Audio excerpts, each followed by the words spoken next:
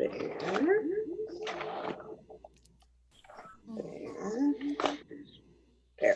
There's some weird feedback. I think, Margot, Yeah. do you have two speakers on? I do have two things on. Hold on, I'm going to turn one off. You can leave one on, just not the volume. I think, Margot, do you? Okay, we should be live. I do have two things on. Hold on, I'm going to turn one off. You can leave one on, just not the volume. Correct. Was that me? Can you hear me now? Can hear you. Okay, I but think we're all set now. no background, no feed. Okay, Yep, that's Okay, good. Debbie should be good. okay. Okay, so I will call the meeting to order. The first we have is a public hearing, and so Kevin, we'll have you call the roll. Okay, thank you. Okay, Debbie Plum, Here, Tim Bauer, Here. Frank Bros, Here. Christy Welsh, Here. Kelly Scott, Present. Margot von Strohuber, Here, John McCurley. Here. Thank you.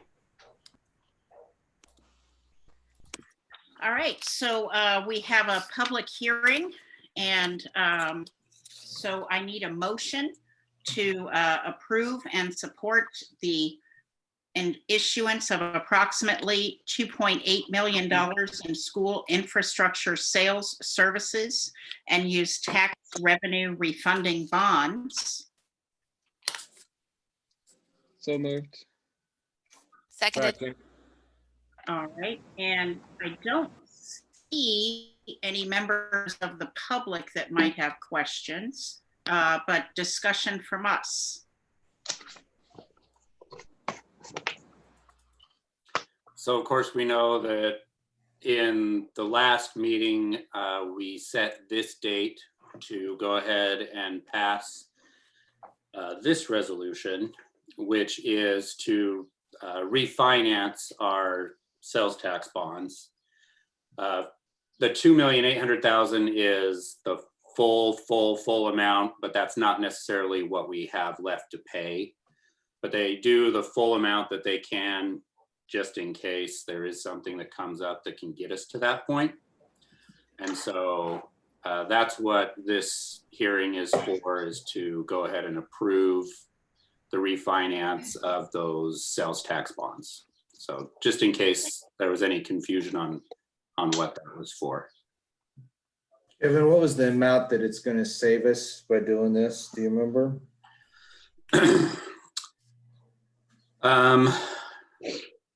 No, I apologize. I'd have to look that up. I know that right now we are at like a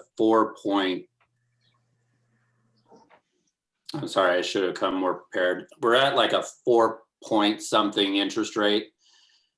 And this would probably get us down to below a 2% interest rate. And so it's going to be quite a savings to the public. So I wasn't trying to put you on the spot. I just know that there is a significant saving for us. I don't remember the exact number, but it is a savings for the community. So yes, and I think I can look that up. I apologize. Let's see.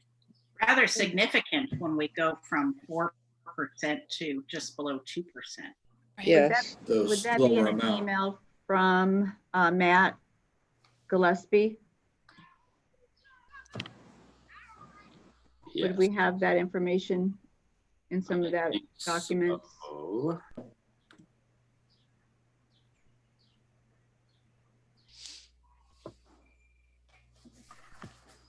I know that we chose A, which is a uniform savings, and that's what is on our agenda. Yes. right. I Is am. using this amount to pay down principal, so you'd be issuing less new principal and at a lower rate, and would allow the final payment of the new bonds to be in the 2028 instead of the 2029. Looking under, and then he was referring to the documents that we had in a work session where he had said, look under the big arrow on the right side, and you'll see the amount of 197,000, depending on the actual interest rates assigned by the winning bidder, or perhaps 25,000 to 30,000 annually. So that would be the range between that we would be savings. Okay. That's good. I think it's just important for the community to realize the significance to this. It's not a increase or anything, it's a savings for the community to do this, Yes. or for us as a district. Yeah. I thought that was it. Anything else, but I Rennie? don't think that's it. Oh, I'm sorry. Go ahead. Go ahead, Kevin. Well, I thought I found it, but Oh, okay. unfortunately it wasn't.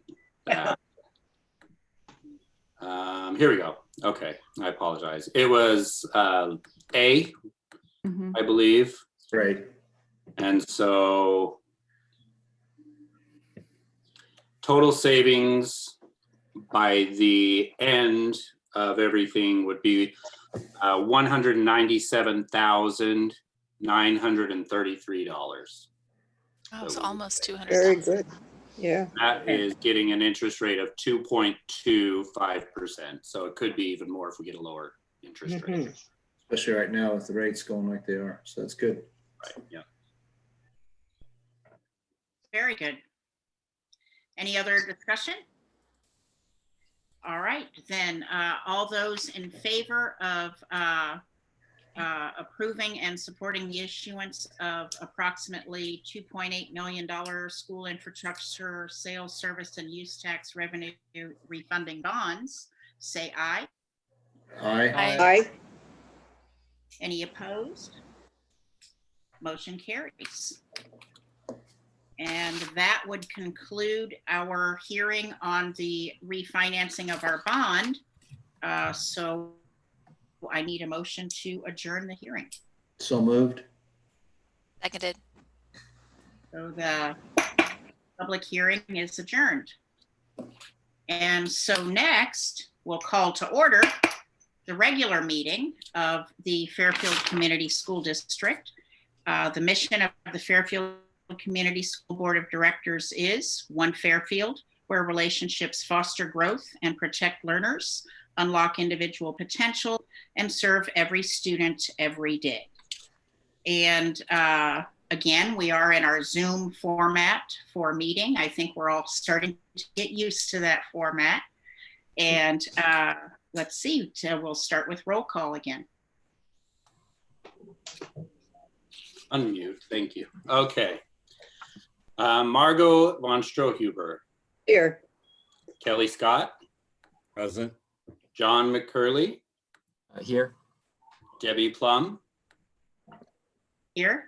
Tim Bauer, Here. Frank Bros, Here.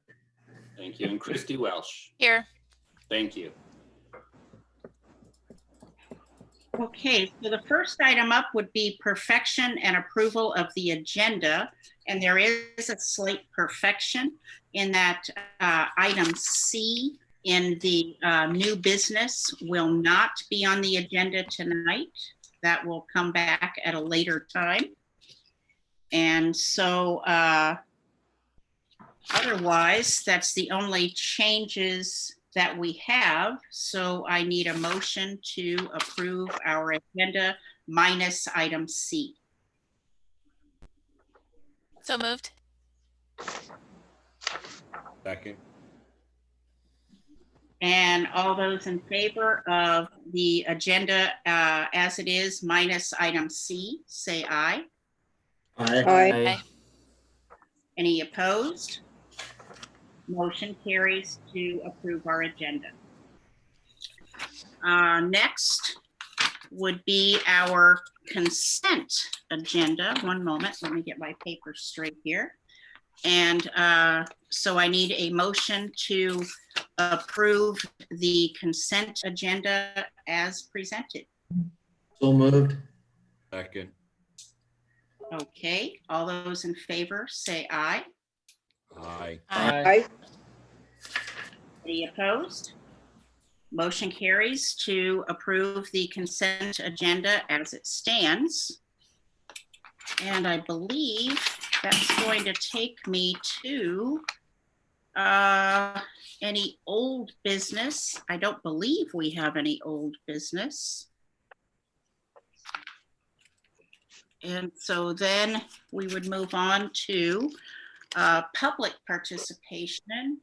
I don't see anyone. Do we have anyone waiting for public participation at all that I'm not aware of? I think John is in control of that, but I don't know. None that I can see. Okay. Okay, sounds good. So then that moves us to our administrative reports, which, struggling with paper, sorry. And starting with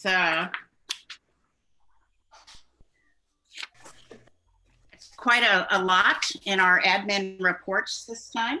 And I know that it might seem like there's not a lot going on since kids are at home and they're not going to the school building. But when you look at the reports, you realize just how very much there really is happening. And I know Dr. Knoll has been at, wow, so many meetings trying to figure out what is going on. Return to Learn is certainly a big item. Would you like to say something about that, Dr. Knoll?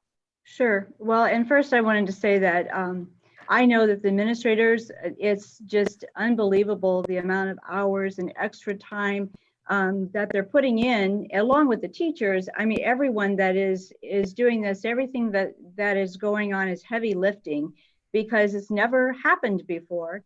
And so there, if you figure out, even think about graduation, which they're doing a little bit of that tonight. So Mr. Stone's not able to be here. But he had to refigure out how to do it. Scholarship night, how to refigure how to do everything to make it so that there would be some kind of a memory for the kids. And so that's what he's working on now with the graduation in case something happens that we aren't able to go forward. So I just want to say a kudos and a shout out to all the administrators that are working more hours than what they normally work, and for our teaching staff and even our associates that are doing things more than what I think they do outside of the day. It's like nonstop, constant now for everyone. And that was one of the things even that Angela, Miss Jones said, is that it's just, the job is constant. There's no break in it. But with the Return to Learn, there's a lot of documents that go along with it. There was a Zoom meeting this morning that the AEA put on. The Department of Ed has given us a template that we are to start using, and we have to have a document built by July 1. And within that document, we know that it's going to be a continuous learning process. That's the main part of that we will present something and have something in the on-site side to the hybrid, which would mean on-site and a remote or a continuous learning with online learning, and then a rigorous required online learning. So there'd be all three of those. Now, one of the things that has been a misnomer about this document that we have said, and actually we've had a lot of people ask about this with like our snow days, for example. You would think that with all of the information that we're learning and how to do this continuous learning, that we would never have to worry about a snow day. If it's going to snow, we'll just say, you know what, no school. But that is actually in Iowa law that we cannot do that yet. So the law has to change in order for us to be able to move slowly between the on-site to the remote if it's for a snow day. So we're trying to kind of upload that to see if there's something we can do legislatively to get that changed so that we can go forward. But this document is a way that we can slide between the three when the coronavirus is at a point that we do not feel it's safe for kids to be in school. So that's part of what the structure will do. There are 7 different categories that we have to have planning, and each administrator has a different lead that they will be taking under the different parts. There's a point of leadership, there's infrastructure, health and safety, Iowa academic standards, social emotional behavior health, equity, and data considerations. And so each one of those is a robust bucket, is what they are saying. And we will have to work on all 3 of those plans to come up with how each one will move forward. We've had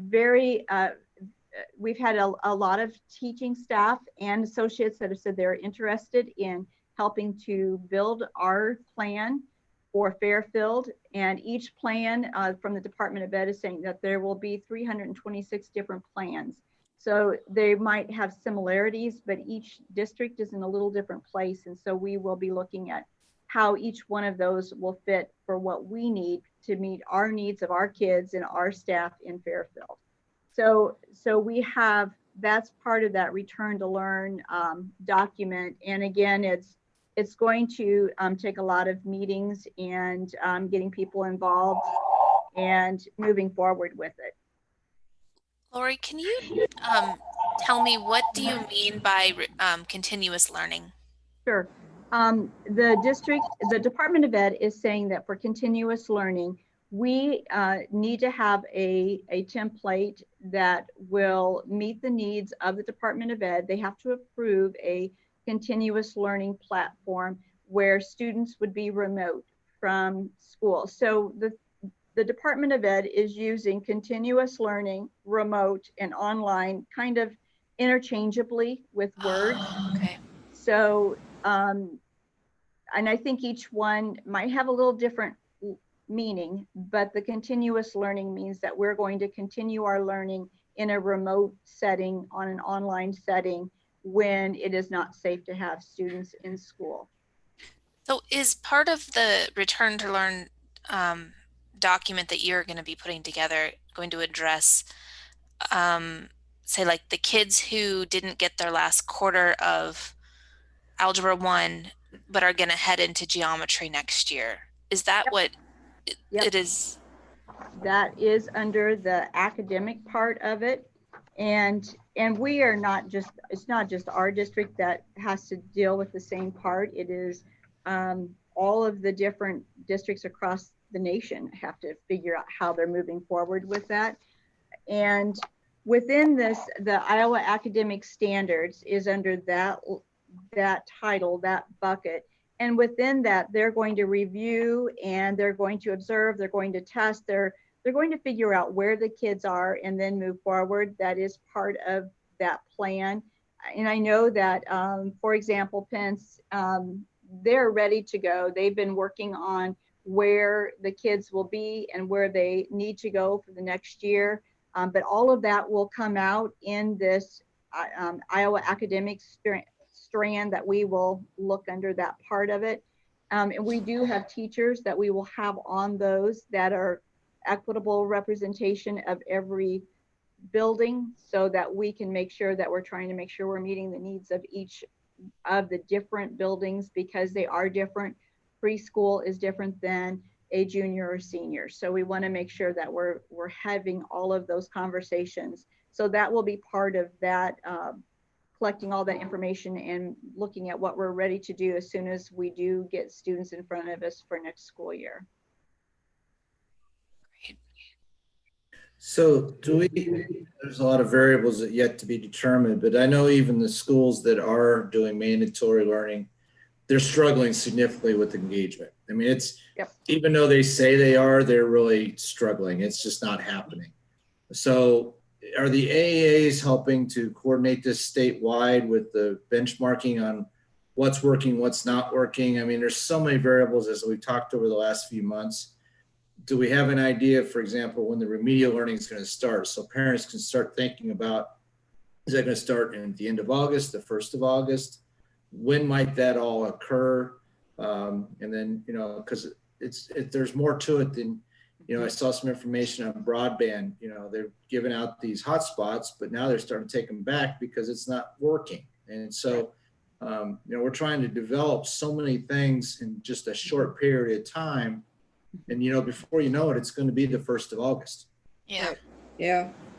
So what is happening, the governor changed what she originally said. Originally, she said that, or I'm not sure where it originated from, but where it stands right now is that if we go and start school before that August 23rd date, we have to show that it is above our 1080 hours. So if we have in our calendar 1175 or whatever days, we could take a few of those and move them to the front before the 23rd.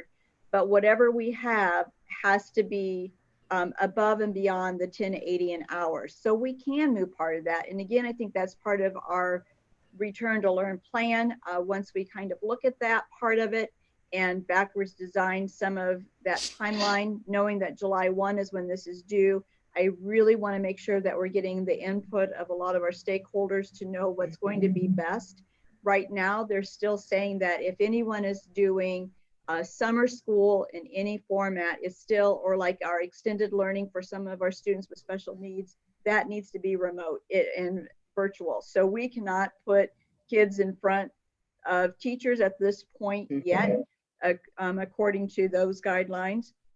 So we're still waiting on that part of it. And then in order to have kids on site, there are a lot of safety recommendations that need to be addressed and put into place before that can happen. And that is within this return to guideline. There's a whole section on infrastructure. There's another whole section on safety that we want to make sure that we are addressing all of those needs of everyone.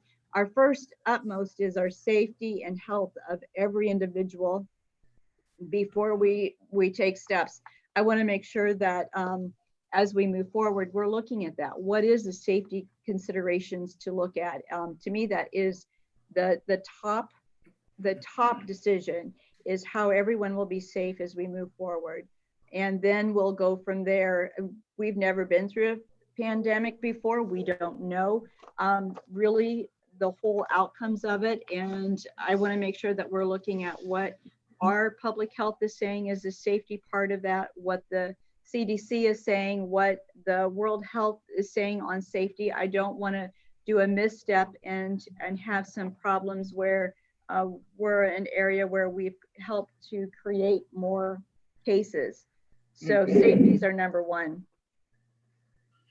I just want to jump in on that. I mean, I've taught online since about 2008, and granted in a college and university context, but what I would say is widespread. It's my own personal experience, and seems to be widespread from those people I know who teach it, is that it tends to sort of hollow out the middle, right? Those students who would do well in any format, they do really well. So you have a lot of A's and you have a lot of F's. That's the way that it tends to break, because precisely of the kind of engagement problem that Tim is talking about, right? It's really difficult to hit those students in the middle, who could break towards the higher end if they were more effectively engaged, which tends to make them break towards the lower end, right? And so I think as we move, or my recommendation from my experience would be that as we begin to move, if we begin to move in a direction where we have to really think about doing this at the level of K through 12 education, is that we're going to have to really put a lot of resources into trying to hit those students in the middle. And, I don't know if anybody has any magic bullet for that, but that I think is something we need to start thinking about from the very beginning, because again, that seems to be where the real problem is. Yeah. And I was talking with Mr. Stone earlier today, and we were saying the personalized learning is a way to maybe reach some of that. He and Ms. Mischler had gone to a conference with Mr. Benj earlier this year on personalized learning. And I had gone the year before with Mr. Stone to look at this personalized learning. And that may be a way to help that secondary level. I'll tell you, our elementary teachers and students and families are really just rocking it is what, you know, it's just amazing to see how much is going out there, even into our middle school, you know, up through like 6th grade. You know, 7th and 8th, I haven't heard as much about, but I'm seeing a lot of engagement. I know one of the teachers said that he's trying anything to get the kids engaged. The academic part, like John, what you were saying, is not there as strong, but he's reaching them through service projects, and which is a great way. And, you know, if that's what's working and it's getting them to write and it's getting them to do some other reflective parts, then that's a step. And I think those are the things we do. We just need to keep reaching out and figuring out how can we flip that so that they are engaged, and what is their passion. And if you can find that passion, then you're going to help get them to do the learning. So, but you're right, those middle kids, you know, we do need to figure out, you know, how we can meet their needs.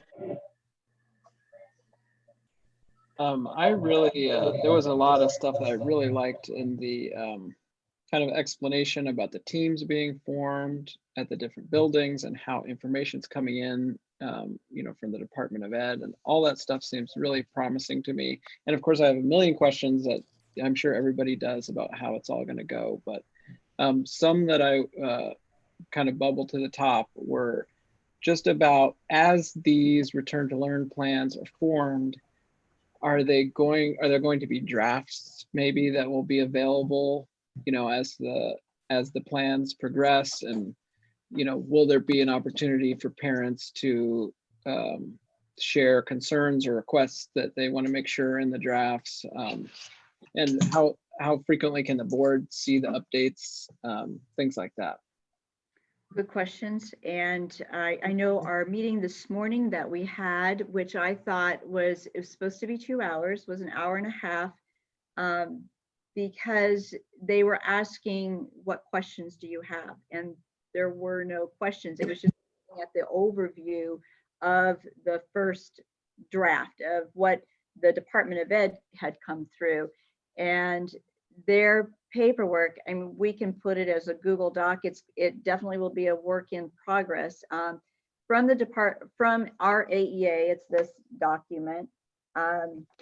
They have a May 15th through the 31st return to learn. And like the first step is the leadership bucket, and establish a district leadership team and schedule regular ongoing meetings. So do you have appropriate representation and expertise? Well, my answer is yes. We have our administrative team that will be there. We wanted to make sure that it was equitable in every building. So if there was the assistant, we only put one on this team because we figure there's going to be a lot of meetings, but we'll make sure everyone is a part of our update as we look at that. And then it's establishing teams underneath of it. So it's definitely in the rough form from the Department of Ed, but you know, as we get things out, I'm not sure how fast we'll get different parts that it would be reviewed. I do know that the Department of Ed said that even if it's submitted July 1 and July 2nd, we figure out there's something else that we need to do, we can change it and add to it. So it might be at that point of that July 1 that we would put it out there, submit it, and then put it out for others, knowing that the Department of Ed is telling us we can change things, and it's a working document, not completed and then put on a shelf. I don't, because it just goes so fast, I just don't know on the other how many times or opportunities there would be. I mean, it's going to be open. I mean, anybody can look at it. It's just, I don't know how. Right. I don't know what's going to any of it yet. Well, all of this is scary because, like you said, nobody's been through this before. And to me, that's the important attitude to take, is not that we need to produce this perfectly polished golden egg plan, right? And the approach that you're taking here, to me, seems like the right one, which is get the stakeholders involved, have a lot of conversations. And to me, there's real strength in having the that the process be open and transparent and say, hey, here's what we have so far, expect all this to change, which I feel like has been the philosophy of the district that's so far in this pandemic that's really served well, compared to maybe other districts who said, okay, this is our decision, and then they're off in one direction and then realize, hey, that's not going to work, reverse.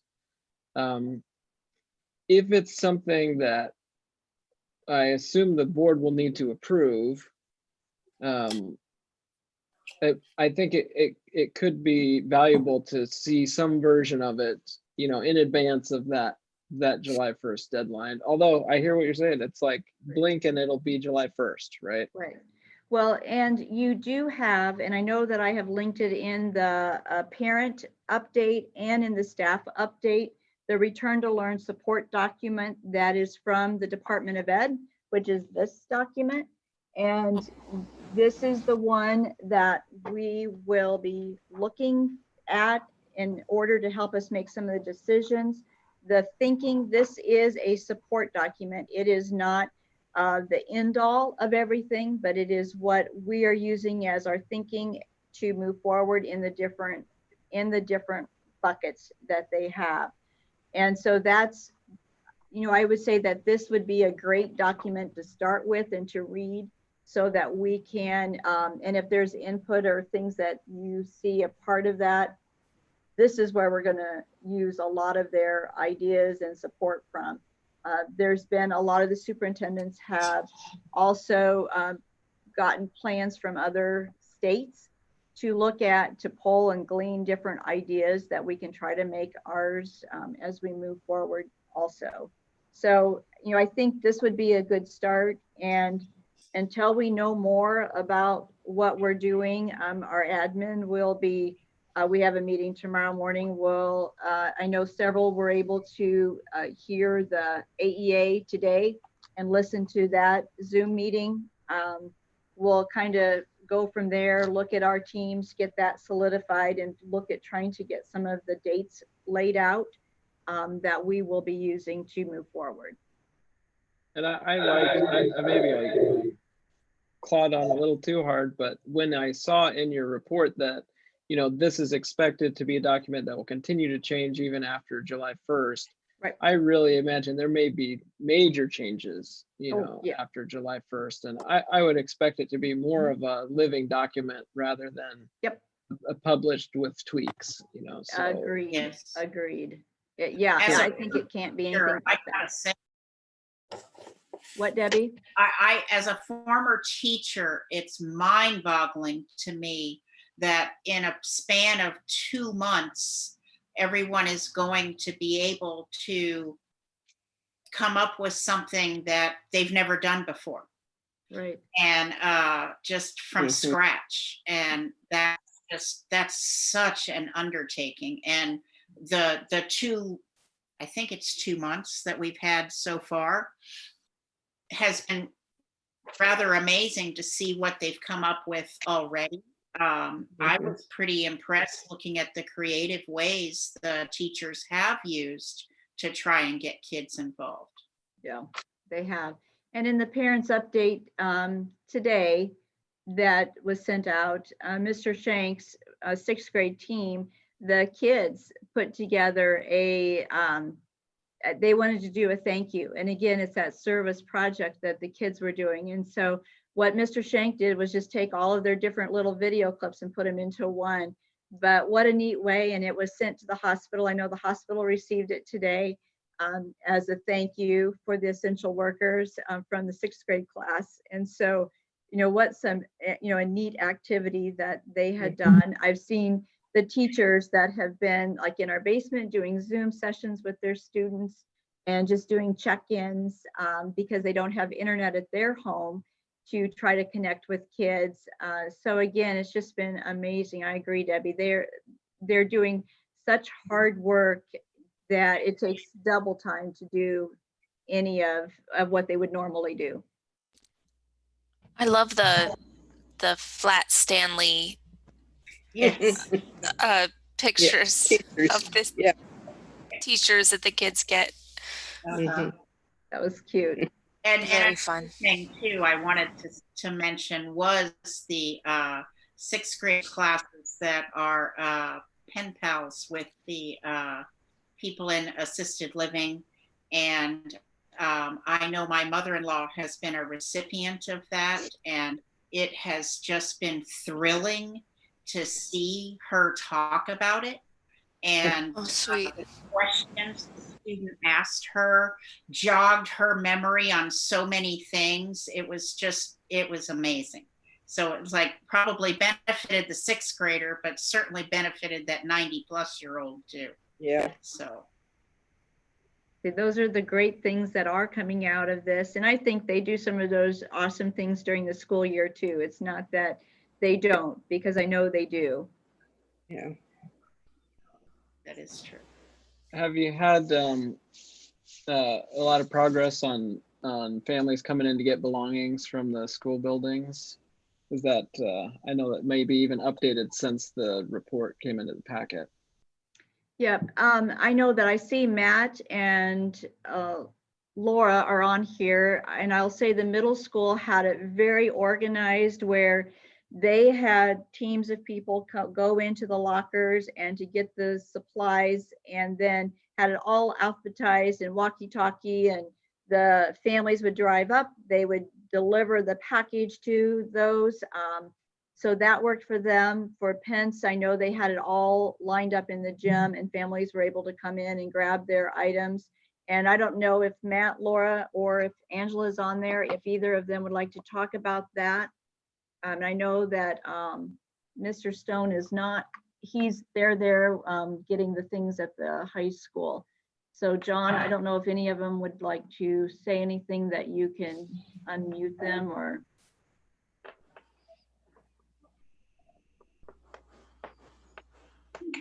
Yeah, as far as Pence goes, it went really well. All the teachers ended up bagging all the materials up from the students' lockers and from their desk. Truly, it was a lot of work on their end, getting all those things put together. A group of us came together on the Sunday before, got everything alphabetized by the teachers. Truly, we had 77% of our bags picked up within that 4 hours that we had open from 8 to 10 and then 4 to 6. We had a remaining 77 bags, and I put a little note out to the staff, and I had about 20 staff members show up the next afternoon. Kelly was one of them. And we ended up delivering all the bags, and Pence was cleaned out quick and easy. So, and truly the parents, when they came in, were really relieved. I think they kind of thought they may have to go into the students' lockers and stuff, but we had everything ready to go. Each of the students got a free bag. The generous donors that we had, Nelson Company on here was one of the big ones, having the big orange bags, made our lines pretty colorful. Also, we had many sponsors donate ice cream for each of the students. And so that was an added treat for many of the students for them. Our fourth graders also were able to receive a free water bottle. We paid through out of our PTO funds and put a little special note for them going off to the middle school. So Julie, you know, it was bittersweet. Wish we could have said goodbye in person and given it to them personally. But, you know, for the families that did come and show up, they were really grateful. It was kind of funny having some students show up and, you know, you're trying to be contactless, wearing your face mask, and, you know, you're like, oh, air hug, and they run at you and give you a big old squeeze. So social distancing at its best, and you're just like, whoo, friends. Sorry, and but it was good. It was good stuff, and it was good to see many of those faces show up to get their bags as well. Awesome. Mm-hmm. I can just say from as the parent of someone at the middle school, I thought it was incredibly well organized. Just from my own individual experience, I thought it was just military precision, it seemed to me. So I was very, very impressed. Yes. Very good. And then is the high school going to be probably the last to go through that process? So I think the seniors are going now. When they do they're having their virtual graduation ceremony. It started today, and we were given a specific time frame for when we're allowed to be there, and it's very organized. So no two families are in contact with each other. And I think the kids are handing in their computers, the seniors, and then the other kids have until the end of May to finish their work. So that will take place after that, right, Lori? Yep, right on. That's exactly right. Yeah, because I was warned I have a freshman or a sophomore, and I was like, I haven't heard anything. And, you know, a lot of that goes with the fact that he never tells me anything. So I was just wondering if maybe I had missed something or not, but the high school, their plan is coming, correct, then? Right. Well, I know the seniors right now are, like this evening, part of them, he's starting to do a virtual graduation participation with the kids, one by one family. He's going to get those students through there. And then the plans will come for the others as they go. But we also know that there's still school going on and kids are turning in work to try to make sure those grades are coming up, or however they're trying to get that part of it done. So they still have until the 28th of May. So we don't want to push and get things turned in. We don't want their computers turned in yet, but we do want those computers turned in because they will be reconditioned so that they can be given with hopefully with new batteries to the middle school, and then the high school kids will receive a new computer for next year. So all of that's coming and we'll be there. I'll tell you, the high schools, they have a lot on their plate with trying to get through the scholarship night, which I thought turned out pretty well. Now doing the graduation, and then they'll do the rest of their getting everything. But I do know that Mr. Stone has made arrangements. If there's things that kids need out of the building, there has been opportunities where if they've ever reached out to Mr. Stone, he has made sure that they have had it and able to get whatever they needed. Yeah, I know that firsthand. I know that when Mr. Edgston sent out some stuff about band and things, I know that Gannon had left his trumpet there, and then Gannon emailed Mr. Stone, and Mr. Stone, so I'll be there at this time, and they ran in, ran out, and it was done. So he has been willing to do that, you know, on a, you know, just show up and just let him know you want to come in, and he's always been there. So right. Yeah, I know Gareth was able to get his band instrument as well. He's been playing, so it's been nice. We've been getting concerts at home. Oh, nice. Yeah. Very nice. Okay. The other thing I wanted to, this is kind of moving away from the buildings and yet not, the food service and the working together of the food service, the transportation, even maintenance, the number of meals they've served is incredible. Yeah, phenomenal. And schools are such a large part of everyone's life, and to have been able to just pick it up and keep going with that is just pretty incredible. How fortuitous that Stephanie was at that concert in DC just 2 weeks prior to this, where that was, you know, one of the main things she was learning about was the emergency feeding. I don't know exactly what you say, but yeah, it's amazing. It has been amazing. And the outcry of donations from our community to help support her program have just been phenomenal. When people are not in jobs or they do not have, you know, they're not for sure what's happening with their jobs, the donations that are still coming in for the food service. I know I was with the mayor on an event and said that, yep, one of the things that we are looking at in order to continue our feeding program is to have a refrigerated truck. And immediately the information was, tell me more about that. What will it look like? What is it? How much are you needing? And so Mark Branch had found one in Chicago that we can get. And I looked at that today on how much it was, but it's a used vehicle that is a refrigerated van that would work. Beth Club are carrying our delivery person looked at it to make sure she thought that it would work for her too. So again, just the collaboration between all of the departments has just been phenomenal. Working together to make sure that they're meeting the needs of the kids, because it takes more than just the food service to get the food to the grab and go sites and the delivery trucks to, that's part of our transportation. Our transportation department has been helping deliver food. We had 144 meals that they deliver out. I know Mr. Jones is on here, and he delivers to 2 families that are in town that need food delivered.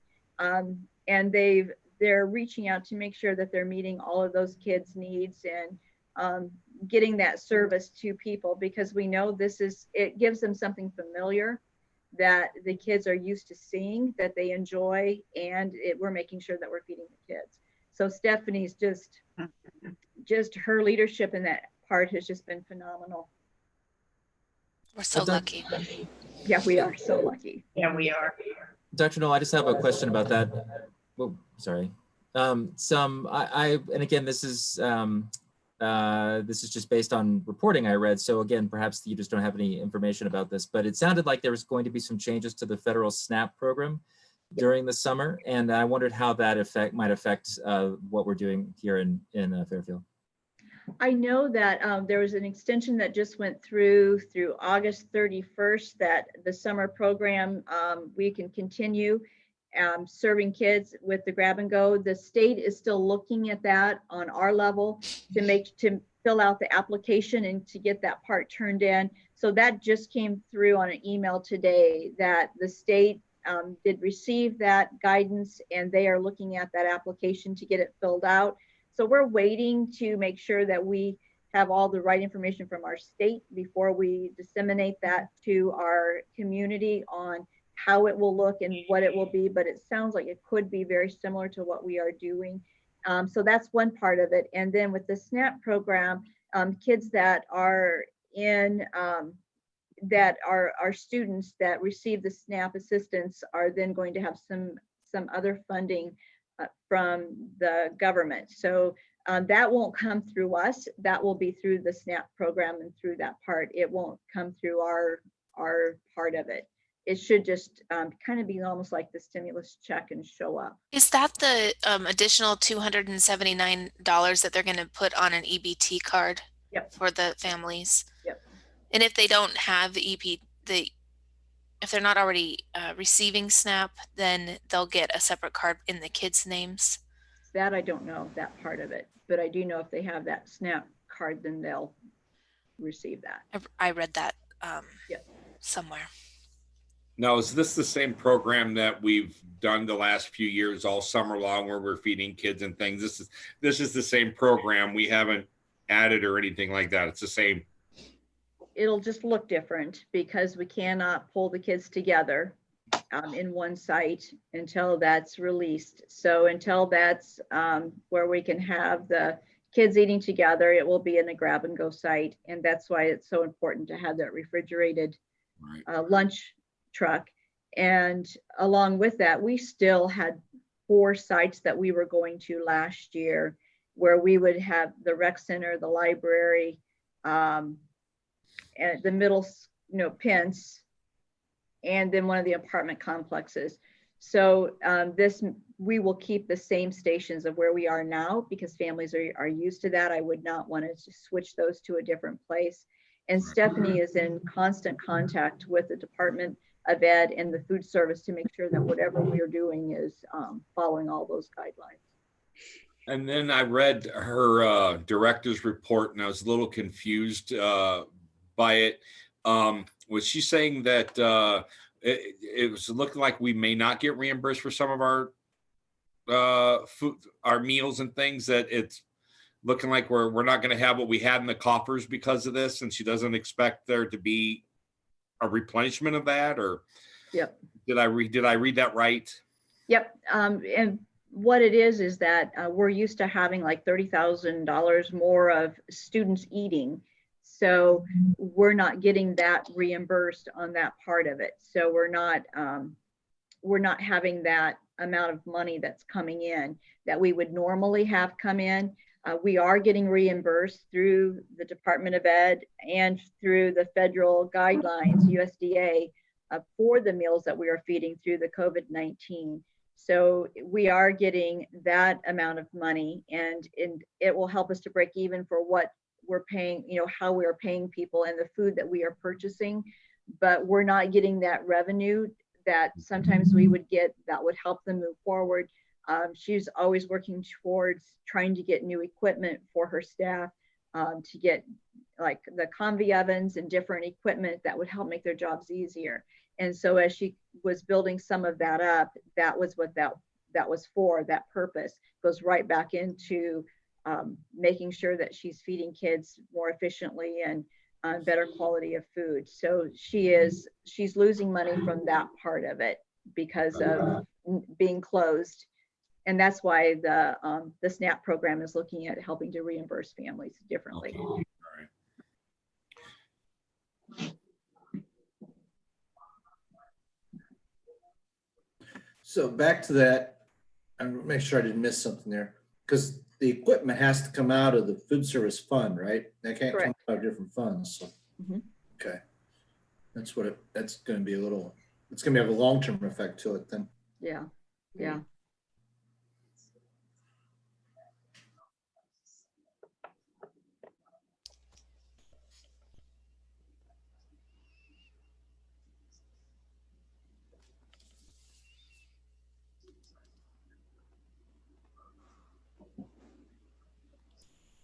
I think Debbie's talking, but she's on mute. Oh, is she? So we're not really used to this yet. I'm not. I did want to compliment Mr. Stone too on the scholarship night presentation. That really was a nice slideshow, and that had to be really bittersweet preparing it, knowing you weren't going to get to actually see the kids, but I thought you did a nice job honoring the kids through that. Yeah. I thought that was really cool too, to get to see everyone. And it was neat because I think typically the general public doesn't know to go to that awards ceremony or get to see. So, people who might know kids in it, I thought the video was nice. Nice job. Yep, I agree. Because I also thought the organizations that support those different scholarships, it made it easier for them to be able to share that to their membership too. So it was a good way of doing it. Might have been setting a precedence for in the future. It could. Well, Mr. Stone said that he has the template built now. So it would be easier for the next year. Good. That's what happens. Good. Anything else from anybody on any of the reports? I have one other. Okay, go ahead, Frank. No, well, I was just going to ask, one of the really interesting things in the report was the results of the ongoing survey that you've been doing. And I really appreciated being able to see that. And, one of the questions that I had was on the pie chart that showed ability of teachers to connect with students, and there was a lot that were able to connect with students, but there were also some that weren't able to connect with any students. And I realized, it was the purple, the 0% of students connected. Sorry, I just kind of wondered if there was a little more context to add to that, or if we even know yet, or we're just at the data collection point. I'm just at the data collection point. I have not reached out more. I am drilling down a little bit to find out part of it. And I know that we also have our staff that cannot get online very well. That we have one staff member, if she's going to be a part of a Zoom meeting, has to go to, she's the trustee of her church. And so she has to go into the church to get the internet because she doesn't have a strong enough internet at her home. I've had other staff that have said, I really can't do Zoom meetings from my house. Just the bandwidth is not there. So it's not just our kids that don't have that connectivity. It's others that just live in rural Iowa is where it's at. And then we've had some staff that have also been very, very sick, and so they have not been able to do some of the work that and that connection. So I think that gamut is all across the board on where it's at. And I think that it's, there's reaching out in different ways and trying different opportunities to get kids connected. Yeah, that's what I was wondering too, is, maybe some people filling out the survey didn't consider email as really connecting when, and depending on the circumstance, that can be a strong connection. Well, and I put this out to all staff, and I did have a few associates say that they had filled it out. And again, I don't know who said what on it. I'm not that tech savvy to tell you that, and I don't know that I could drill into it. But the few that have said that they haven't had that connectivity very well could be some of our associates. Right. I don't know that I've answer. heard that too, but it could easily be. Mhm. And I imagine this is part of where some of that creativity is going to come in, where maybe they can't establish a live Zoom call, but maybe they can record videos and then send them out, when they get, go somewhere with a connection. Or I realize this is kind of like just the very start of this process, but right. that was a section of the pie chart that jumped out at me, and thinking, okay, that's an area to keep an eye on. It sure is. And even the engagement part, when you look at the next one on connecting with students and then engaging, to see that, that the large 54% of the staff are saying students are engaged. It's just 25% of the students are engaged. So yeah, we have to figure that out and try to help what we can do to help make that stronger. Yeah. I know I have friends who their kids are not necessarily wanting to engage on the Zoom calls. Yeah. And so, they're not forcing them to participate, join. So yeah, and I've heard the same thing, Christy, where we do have that the kids, they're really struggling with not wanting to. And I think, again, that's going through that whole gamut of grieving. They don't want to do it because they're mad, and that could very well be part of it. Or we have others that are working. We have students that are like, what, I'm sorry, our kids haven't been online, but they're working a full-time job, and they get home like at 8 or 9 o'clock at night, and we're lucky if they do get online. So we have that as well. And with the way things are with the finances, and people may not have the jobs, that's important right now. Yeah. We were talking, I was just on a Zoom meeting with my building leadership team before this meeting. And one of the major things we're worried about next year is if we return to learn, and it does start off the beginning of the year online or a hybrid of whatever. One thing we're mostly worried about is telling the kids and getting across to them that it's no longer voluntary. It's mandatory. We're in school now, and you should cut back to a 20-hour-a-week job, not 40. And we understand the situation's still there, but you're in school now, and that's going to be really hard to get across to them and regulate. So I'm kind of curious to see how we get that message across here too, because I know I'm brainstorming it, half hour down the road, but I kind of see what it looks like here as well.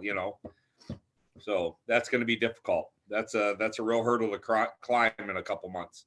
Yeah, it will be. It will be a challenge.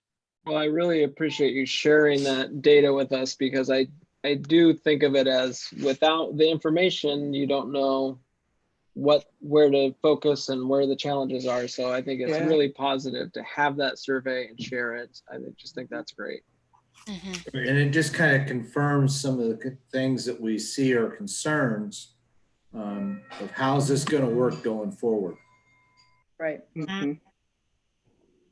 I want to give a shout out to Mrs. Flinsbach, who hand delivered a test and 2 quizzes to Jace yesterday. Just came to the door and knocked on it and said, this is for Jace to take. And I don't know that there are very many teachers who would do that. She's really special. That's cool. Yeah.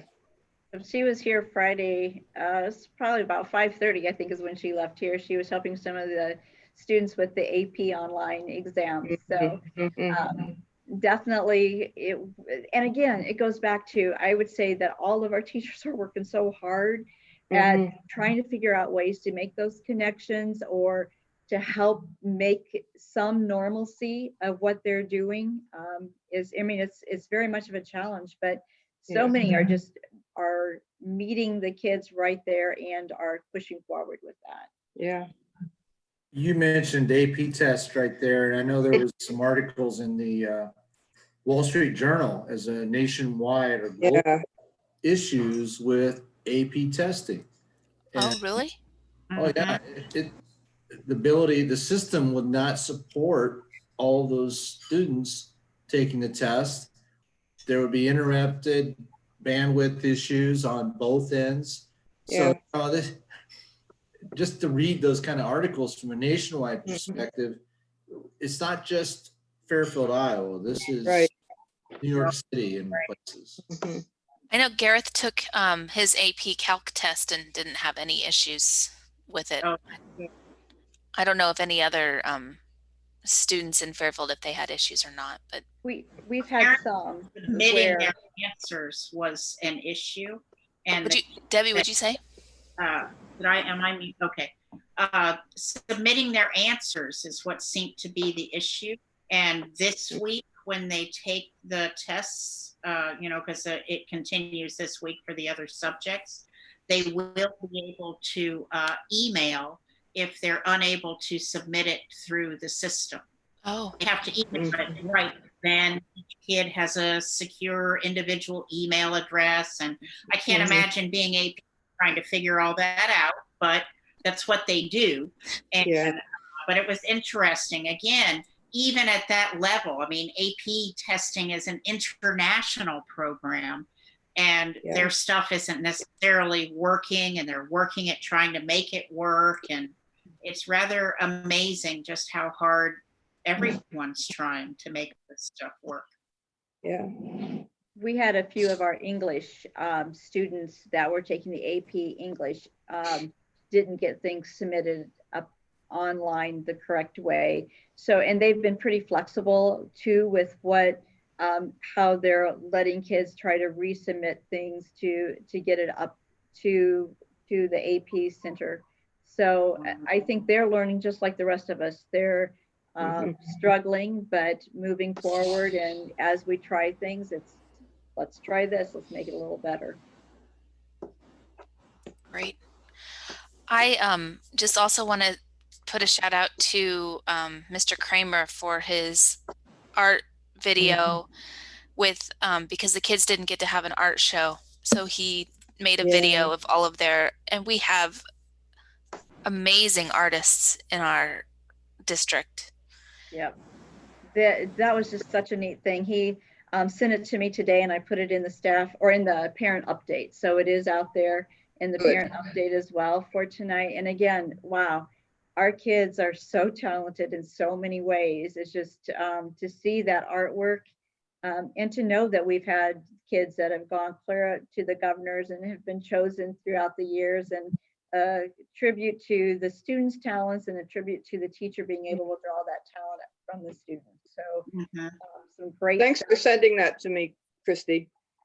Oh, the state one. Yeah. The governor's, was it the governor's show that there was a video?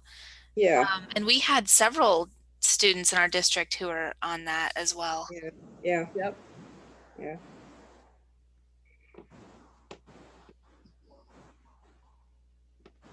All right. Anything more? Well, it is, with everything else going on, it is public school, school board appreciation.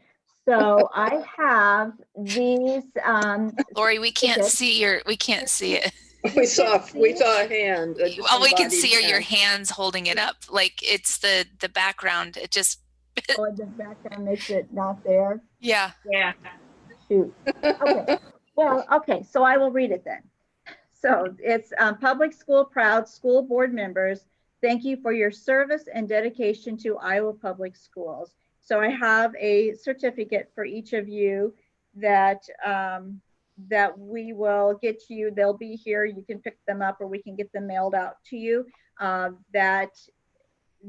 We just appreciate. We know you are volunteers, and the amount of hours that you put into volunteering for the community is just above and beyond. And the learning curve that you have to have in order to be part of the public school board is just unbelievable. And I know those that have been on it for a few years will say that the learning just doesn't stop. And those that are new are, the learning curve is still is huge on all the things that you have to balance and to learn. So we appreciate all that you do in your volunteering to be on the school board and to make a lot of very heavy, hard decisions.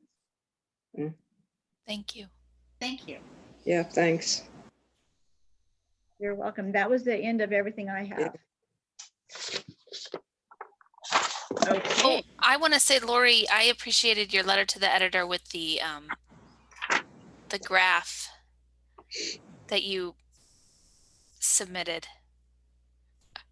I'm drawing a complete blank on the exact topic that it was, but I know I read it and I thought, oh, this is great. That one, I've done 2 so far. I think there's another one coming out this week, but the first one was just for Teacher Appreciation Week, and appreciate all the teachers. So that was the first one, the letter that I wrote. And then the one that you're talking about was, May is also Public Education Month as well, and to appreciate all public education. So that had some of the different people that were that work in the public schools. So that was a lot of the information drawn from the Association of School Boards, and then I was able to pull in a little bit more from the Department of Ed. I thought it was great that for you to acknowledge that and share with everybody who's reading the newspaper, because a lot of people don't necessarily know that. Very good. All right, are we ready to go to our new business? All right, so I'll take that as a yes, unless okay, I'm not muted. So up next, I have I need a motion to approve the 2020-2021 Fairfield Middle School Student Handbook. So moved.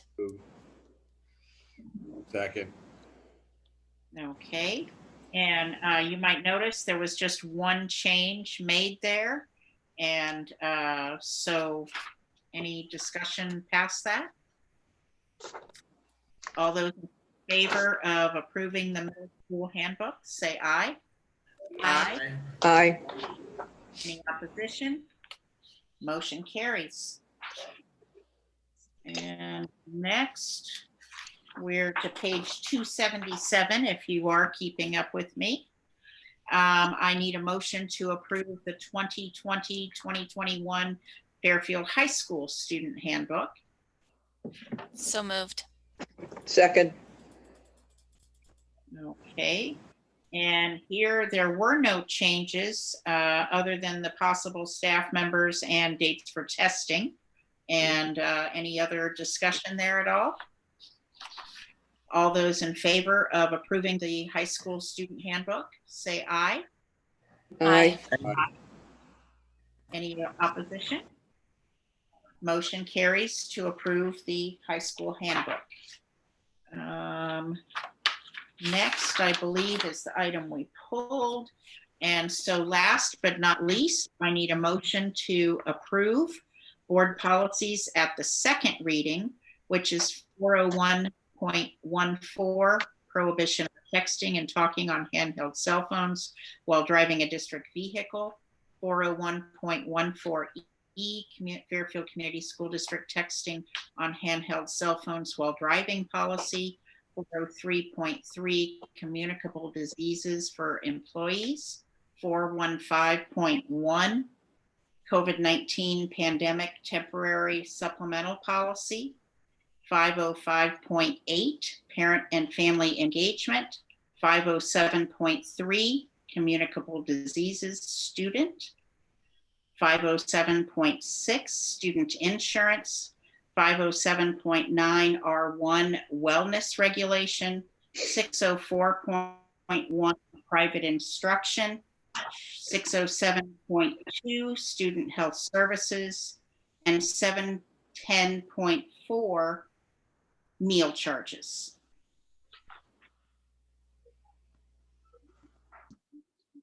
So moved. Second, Any discussion on these? yes.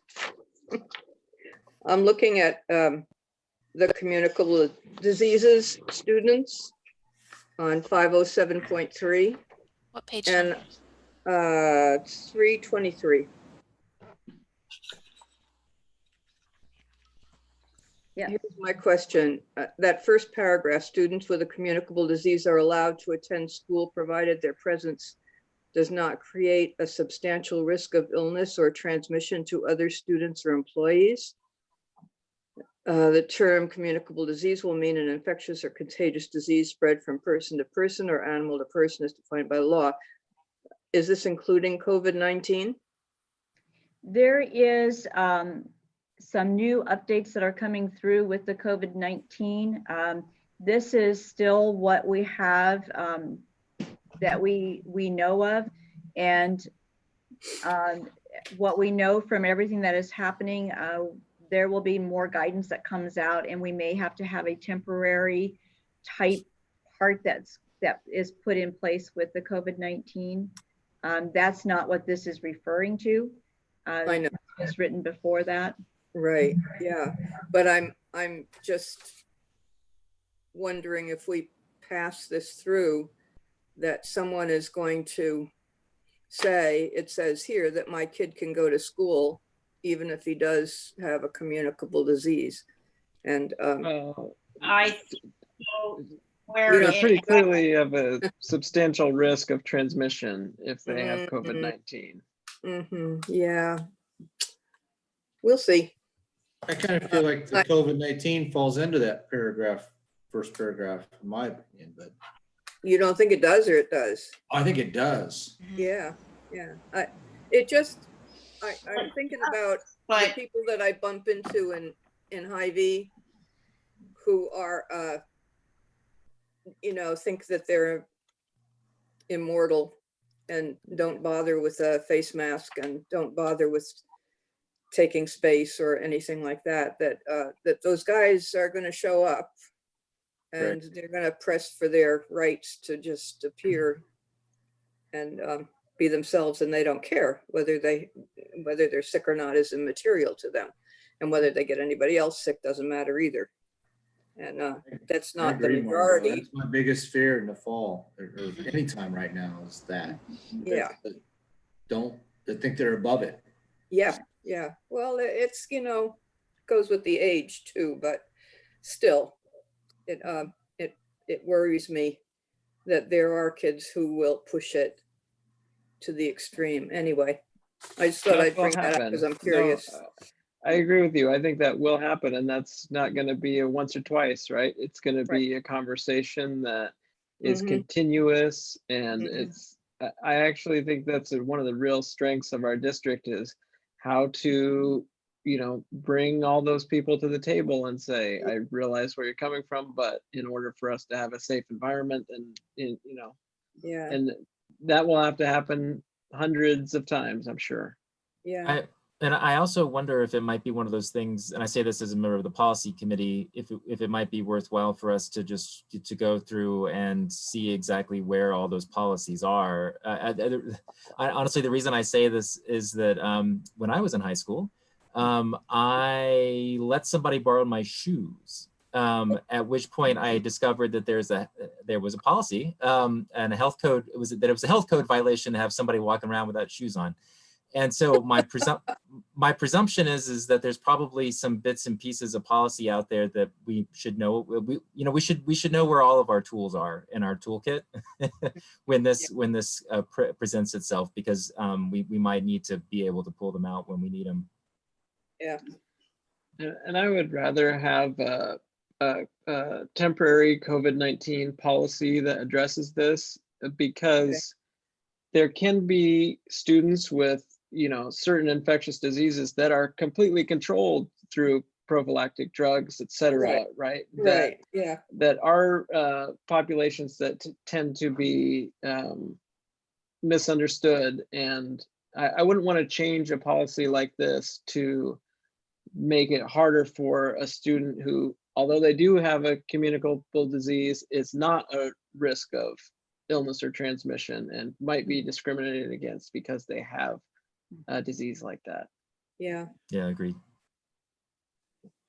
And I do Okay. think we'll get further guidance as more comes out, and as like ISB and ISFIS come up with more of guidance that they're getting from the lawyers, we'll get more too. Mm-hmm. But no, very good pause to make sure that we are looking at that. Yeah. It's going to be hard, right? There's going to be people who probably get turned away for having a temperature when they arrive at the building, and their parents are going to say, we can't accommodate this kid not going to school today. We didn't plan for it, and we don't think they're sick. And that's just going to be the conversation that's going to have to happen. Yeah. It is going to be a different world. New norm. Mm-hmm. Yeah. So am I to understand from the conversation then that we're okay with this, but we recognize we probably need something else that applies to the COVID-19?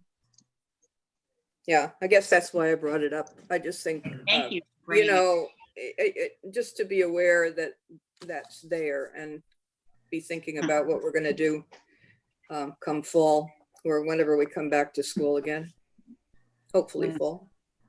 But who knows? I think we'll probably have a lot of new rules by the time we come back in the fall. Yeah. Maybe specific to coronavirus, but going forward, how are those going to be intermingled? So I think that's a good point, Margot. How's that all going to get tied together?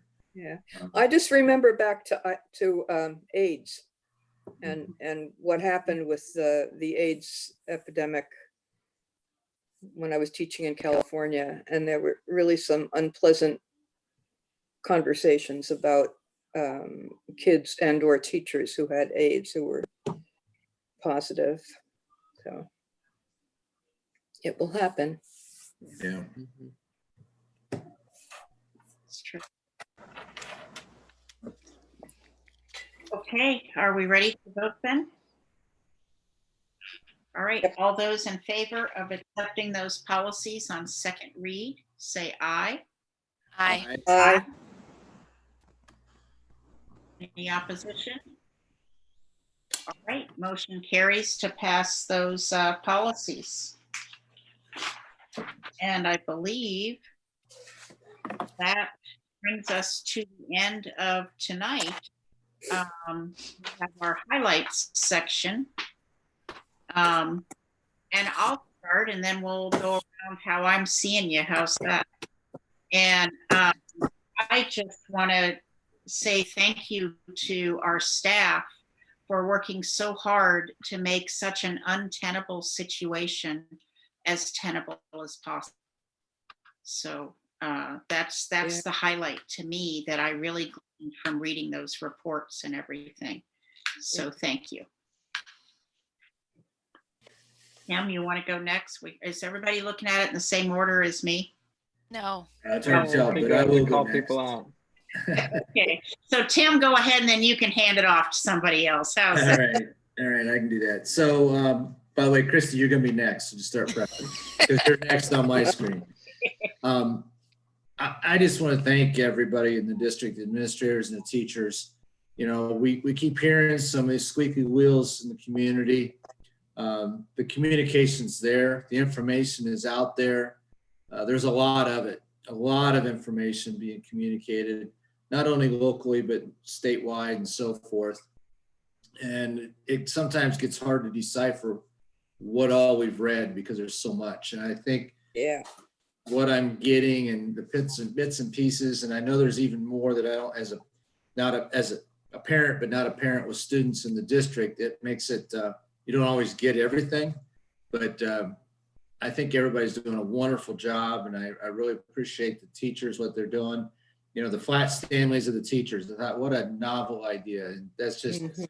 you know, I saw that and I saw the pictures, and I had, you know, just to be able to have that teacher looking at you while you're eating breakfast, put some sense of normalcy within the kids' voice in their minds. So we all need that. So thank you, everybody. And the information, I know the packet was extremely thick, a lot of paper in it this week, or this time. The financials are looking good, Kevin. Thank you. I know that's tough. And who knows where it's going to end up with FEMA money and all that's going on. But just thanks to everybody. And I know Harry spent a lot of time with Carly Nelson. All these things are still going on. They're still moving forward. We're not just kind of sitting here waiting for the floodgates to open. So keep it up. So I feel like I kind of gave my highlights throughout our discussion, talking about the art and the scholarships and just everything that's going on. The graduation, I'm really excited about being a part of that. So I also want to second Tim and Debbie to show my thanks to our staff and administration. I do think that what you're doing is amazing. So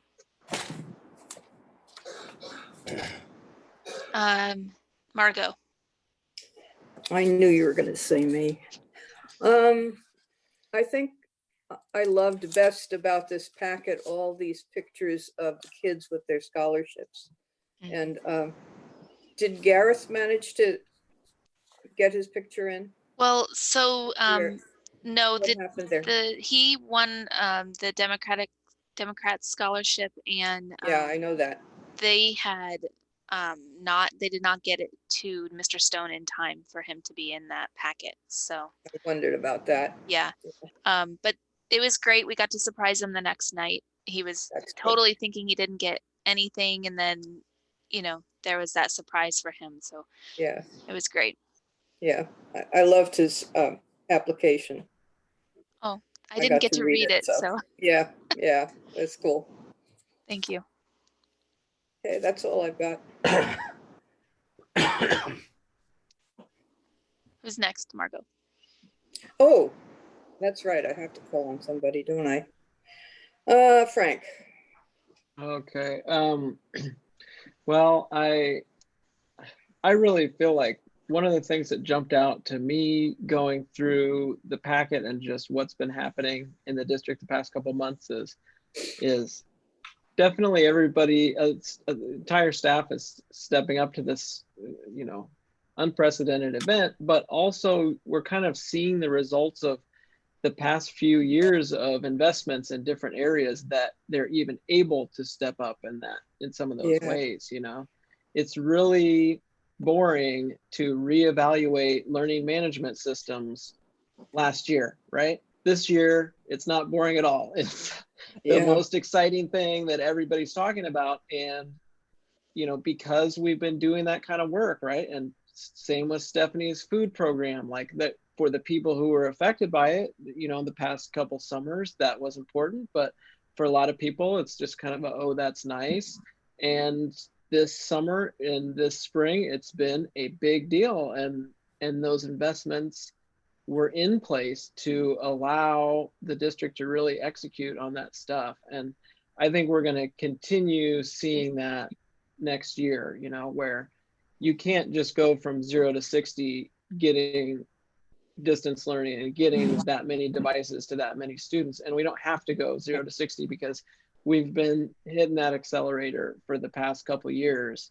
And that really, to me, seeing those investments from the past couple of years be available when we really need them, to me is a huge highlight. Yeah. Okay, I'll go with Kelly then. Okay. Well, actually, I got a couple, and it's not really necessarily from the packet tonight, but I've kind of been in on the, like, well, what Angela said, dropping off the bags of kids who didn't come. One thing that amazes me, and one thing that's a real plus and the highlight for this is, a lot of times I don't volunteer for stuff. I just show up in order just to take the place of somebody who forgot or something like that, so that we never run short on volunteers. And that's just kind of how I operate. And I've been going to some of these things, and I have not seen anybody that hasn't fulfilled their part. Everybody's done it with a smile on their face. Nobody's nobody took bags begrudgingly. People took bags even though they didn't have to take bags. And people have always, everybody has stepped up, and they've done it with grace and, gladly and with enthusiasm. I know that my son is getting, lots of enrichment stuff from his teachers. And so it's just the willingness for everybody to step up, and the amount of enthusiasm they've done it with, again, is why, I live in this district, even though I work in another one. I've said that since I moved here, that is what makes Fairfield Fairfield. And so this whole thing has been a highlight with just the way that we've done. Everybody's embraced it, and they've done it the best they can, and with a smile on their face. And we may be doing it wrong, or we may not be doing it 100% right, but we're going to do it. We're going to, even if we're making a mistake, we're going to do it 110%. So that I've enjoyed just seeing and being a part of. And then I guess that leaves John. Okay, wow. So, I mean, I guess the thing I'd just like to pick up on things other people have said, which is that, one, I think it's really clear, as Frank said, that, that the district has done a lot that has well prepared it for this particular crisis. And it's something that those of you who preceded me, certainly on the board, deserve some credit for, those of us preceded those of us who are new, for your foresight,